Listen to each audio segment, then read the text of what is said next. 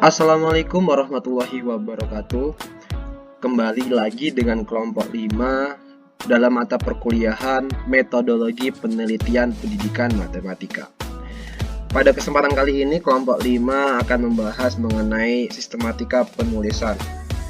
Untuk pembahasannya yakni ada terdiri dari 3 macam, yakni pertama halaman pemula, yang kedua ada pendahuluan, dan yang ketiga ada tubuh tulisan. Mungkin sebelum ke pembahasan materi, terlebih dahulu saya perkenalkan anggota dari kelompok 5. Yakni yang pertama ada Aulia Syahalda, ada Eko Ardianto, ada Ida Sariha, ada Rahmawati Anissa, dan yang terakhir ada Rizky Huda. Masuk ke halaman sampul dalam. Untuk gambarnya ini bisa dilihat di contoh 2 dalam panduan penulisan karya ilmiah Universitas Lampung. Mungkin nantinya untuk penonton bisa melihat atau bisa mendownload untuk panduan karya ilmiah Universitas Lampung di kolom deskripsi nantinya. Akan kami lampirkan. Untuk halaman sampul dalam itu diketik dalam spasi tunggal dan jaraknya bisa disesuaikan. Untuk penulisannya diketik di tengah kertas dan jangan lupa di bold. Oh iya, untuk logo Unila harus berwarna.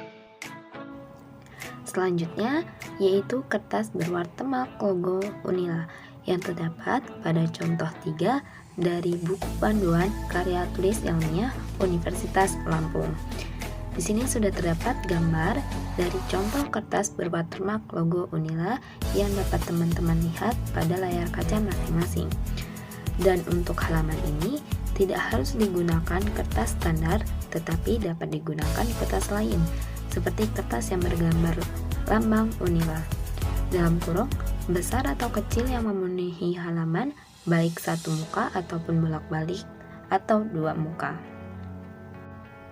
Selanjutnya, yang ketiga yaitu abstrak. Contoh 4 dan contoh 5 yang terdapat pada buku panduan karya tulis ilmiah Universitas Lampung.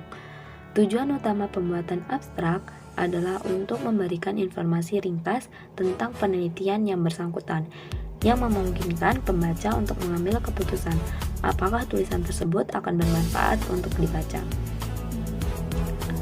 Di layar kaca teman-teman sudah tertera contoh 4 abstrak skripsi atau tesis dalam bahasa Indonesia dalam kurung gaya penulisan indentasi. Di sini terdapat beberapa keterangan yang harus diperhatikan dalam membuat abstrak.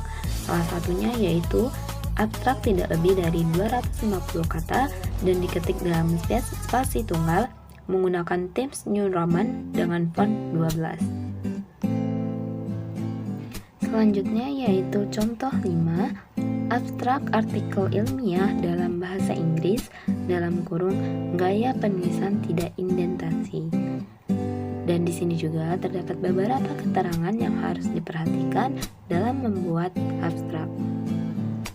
4. Informasi pada abstrak. 1. Skripsi atau tesis atau disertasi atau laporan kerja mahasiswa atau kuliah kerja nyata, kerja praktik, praktik umum, praktik pengalaman lapangan, lengkap meliputi 1. Masalah, tujuan, dan hipotesis. Yang kedua, deskripsi singkat metode, teknik, dan data yang digunakan. Yang ketiga, temuan-temuan utama. 2. Makalah utama. Yang pertama, masalah utama dan tujuan. Yang kedua, ringkasan metodologi. Yang ketiga, temuan atau simpulan utama. 5. Jumlah halaman dan baris untuk abstrak pada skripsi atau tesis atau disertasi atau laporan lengkap paling banyak 2 halaman. Isi karya ilmiah. Isi karya ilmiah dibagi menjadi beberapa bab, diawali pendahuluan dan diakhiri daftar pustaka. Setiap bab dimulai halaman baru. 1. Pendahuluan.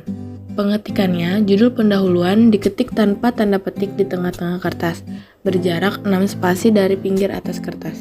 Dan isi pendahuluan mulai diketik 4 spasi di bawah judul bab. Lalu pendahuluan berisi 1. Masalah yang diteliti atau dibahas, ruang lingkup, tujuan, dan kegunaan penelitian. Yang kedua, masalah yang diteliti atau dibahas, ruang lingkup, tujuan, kegunaan, kerangka pemikiran, dan hipotesis penelitian. Seperti pada gambar contoh 16, pada judul bab pendahuluan menggunakan huruf kapital, lalu diletakkan di tengah atau center, serta dicetak tebal. Yang kedua, jarak antara subbab atau sub-subbab dengan kalimat pertama adalah 3 spasi. Lalu yang terakhir, jarak antara subbab atau sub-subbab dengan kalimat terakhir dari subbab atau sub-subbab sebelumnya adalah 3 spasi.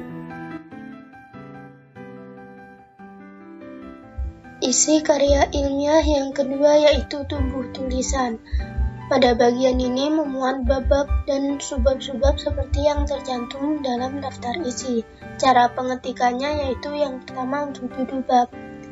Yang pertama, setiap judul bab diketik seluruhnya dalam huruf kapital. Penebalan bold bukan keharusan tetapi opsional, tanpa tanda petik, di tengah-tengah kertas dan berjarak 6 cm dari pinggir atas kertas. Yang kedua, jika judul bab lebih dari 1 baris, maka judul disusun simetris dan berspasi tunggal. Dan yang ketiga, penyantuman nomor bab bukan keharusan tetapi opsional. Yang kedua, dari tubuh tulisan yaitu judul subbab, dan cara pengetikannya yaitu yang pertama, huruf pertama kata selain kata penghubung diketik dengan huruf kapital. Kemudian yang kedua, penebalan bold bukan keharusan tetapi opsional. Yang ketiga, jika judul subbab lebih dari 1 baris, maka judul diketik dalam spasi tunggal. Dan yang keempat, penyantuman nomor subbab bukan keharusan tetapi opsional. Jika judul subbab lebih dari 1 baris, maka judul diketik dalam spasi tunggal. Dan yang ketiga yaitu judul sub-subbab. Cara pengetikannya yaitu yang pertama, huruf kapital hanya digunakan pada setiap kata kecuali kata penghubung.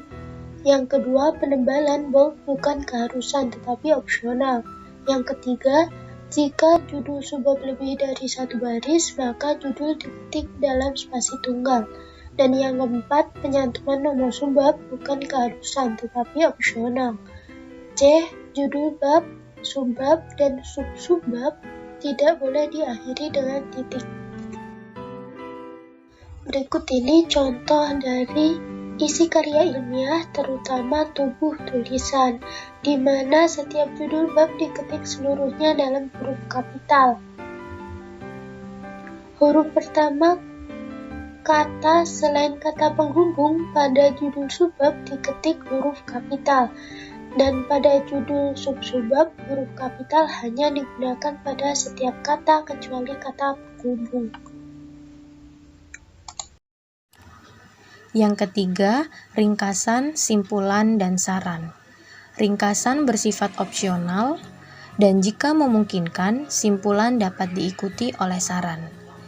Dilihat pada gambar pada contoh 19 dan contoh 20, sebelum pada halaman atau lembar simpulan dan saran, terdapat halaman hasil dan pembahasan.